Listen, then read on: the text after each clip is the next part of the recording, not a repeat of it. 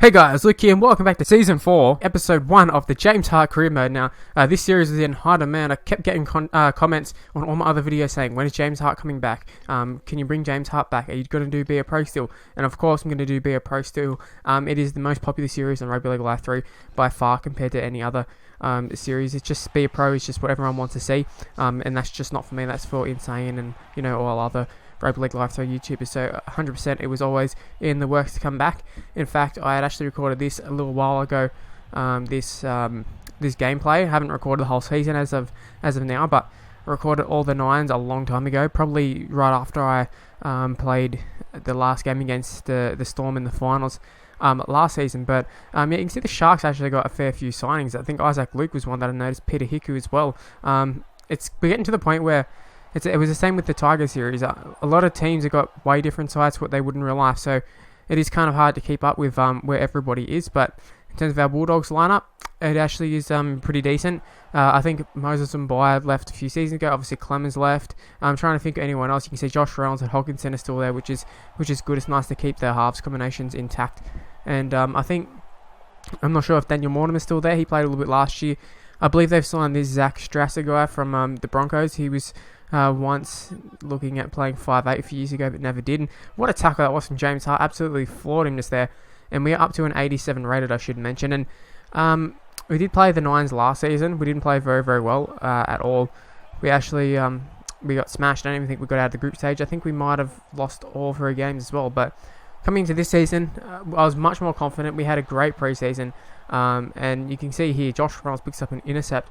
I don't know why they were throwing it around like crazy. There was a few minutes left on the clock, but you can see Hiku or someone's going to get close. But Josh Reynolds goes the distance there, and we were there in support if he needed it. But like we said, Josh Reynolds went the distance, so there was no need for me to call for it or anything like that. Now, like I was saying just before, the preseason, we actually had a pretty good preseason.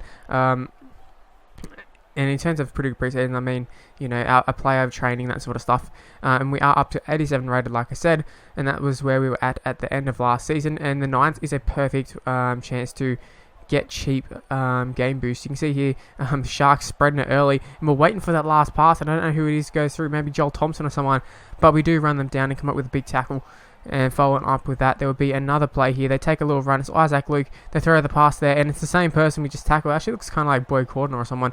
But there is another intercept. A lot of our defense has turned into intercepts, which has actually been quite good for us. But we got a penalty goal, which I didn't mention as well. But basically, last season, it didn't really finish the way we would have liked, but hopefully we can start off quite well. We're looking for the inside pass there, big Greg Eastwood, and Beastie ends up scoring there, and that was fantastic from us, just heading crossfield, looking for that pass on the inside there, and it came off absolutely perfectly. And not only can James Hart score tries, he can set up tries as well. That's a dimension we'd love to add to his game. Now, obviously, saw last season, 40 tries. That doesn't happen by mistake.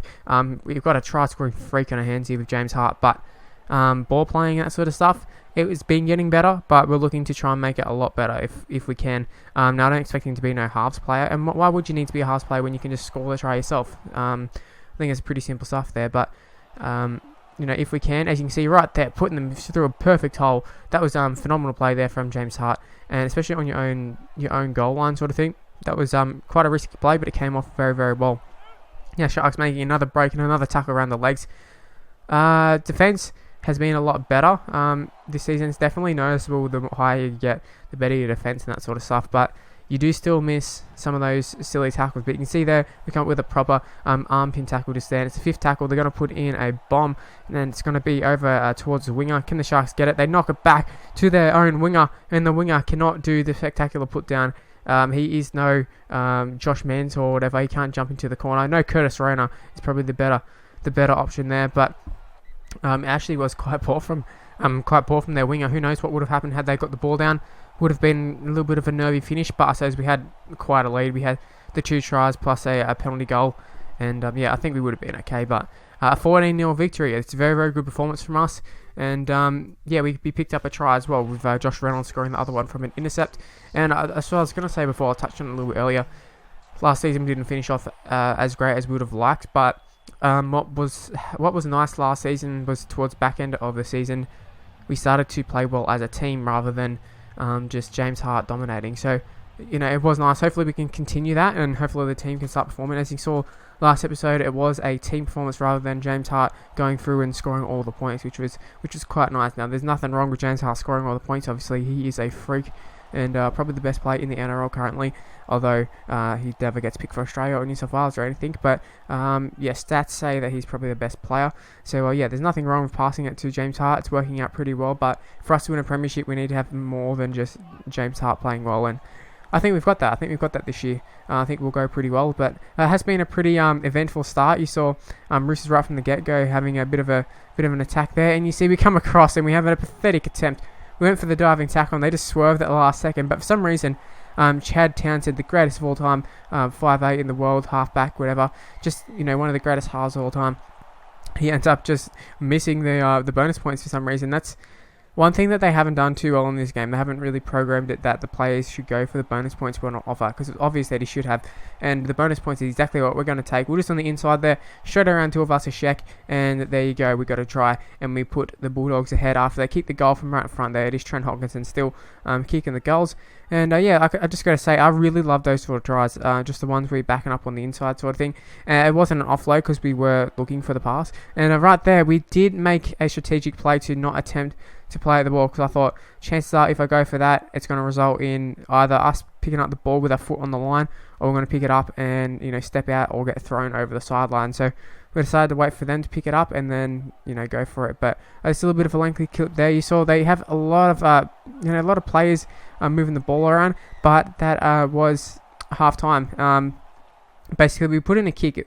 The ball sort of hit the ground, or I can't remember exactly what happened, but everything was sort of out of whack, and we decided to grab the ball and just boot it downfield and just get us out of pressure. We just needed to get to half-time, basically, with the lead that we've got, the 1 point lead. And right from the get-go, we had a pretty nice run. But once again, Roosters just throwing around too much, and another intercept for the Bulldogs. We're pretty much coming up as the intercept kings, but I think it was Casiano or someone throws the pass there to Lasalo or whatever his name is, Taniela Lasalo. I think he might have played with the Eels possibly back in the day. I'm not sure where he plays now, but it was a really, really nice pass, and that's what I'm talking about where I'm saying James Hart doesn't need to do all the work. The Bulldogs can come up with some plays in their own, but right from the kickoff, this is Sean Kenny-Dow this time. Can we run them down similar to Joel Thompson? They got similar haircuts, but it doesn't look like we're going to be able to run them down.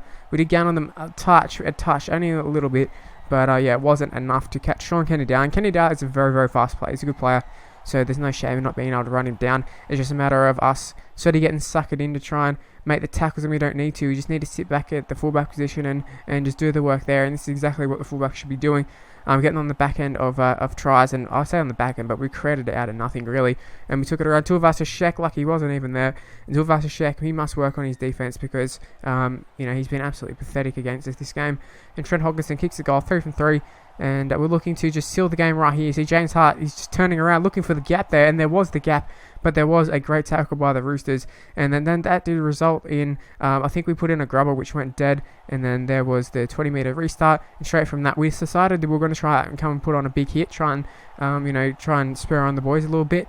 Obviously it didn't work out, and they ended up scoring with Mitchell Pearce, so it was a huge fail on our part, but you see Chad Townsend, he kicked the goal there. He's 3 from 3 as well. So it is a 1 point ball game. That try that the Roosters scored, the runaway where they could have went for the bonus points, it is coming back to bite them on the arse, really. And as you can see, the last play of the game, we just got the ball, we kicked the shit out of it, and we put it out of play, resulting in a win for us, 19-18. James Hart picks up man of the match.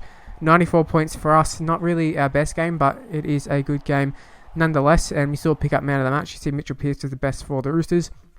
And we are up to level 35, I believe. So that does result in us being upgraded. And I said we were on level 87 earlier. Turns out we're actually on level 80, or rating 86. So we will be moving to 87, hopefully by the time the Nines finishes. But 86, not too much of a difference. Just those 5 points by the looks of things. And because we've maxed out pretty much a lot of the attacking stuff, we have to start looking at all the bombs and like catching bombs and throwing offloads and that sort of stuff. So strategy and technical, I think it was, are the other sort of things we need to start targeting. People said target it from the get-go, and I thought no, we need to go for attacking. So I think it's worked out pretty well for us. We've got all the speed up and that sort of stuff. So I mean, I can't complain with all our stats at the moment. But so far, so good in this game. It's actually been a pretty tight game, and I think coming into this game, it doesn't really matter if we win. I think because we won the first 2 games, we're pretty good to go in the finals. Just a matter of positionings. And what a pass that was earlier, talking about ball playing, and we put him through a great gap there. Unfortunately, he doesn't come back inside and gets thrown over the sideline. That's just how the computer is. And there's a great tackle by James Hart. That's I was talking about the defense earlier. That's one thing that we're getting a little bit better on, being able to hold them up on the line. Although you'll be able to see throughout the season when there's chances where they attacking the line, sometimes you just can't get to them. The computer just turns into idiots for some reason. And this is actually a really tense game. You can see at halftime it is still 0-0, throwing weird intercepts this time from our side. But as you can see, Sean Johnson on the Broncos, it's a little bit of a strange signing. Not a little bit, it is a very strange signing, considering there's still Ben Hunt. And that's one thing that they need to fine-tune in a patch, is some of these transfers are just downright stupid. You'd be able to, like, if I went through the Bulldogs squad, we got about 4 different hookers who are all like first grade quality, at least on the game. It just does not make sense at all. And yeah, I don't understand it. You saw Sean Johnson still at the Broncos.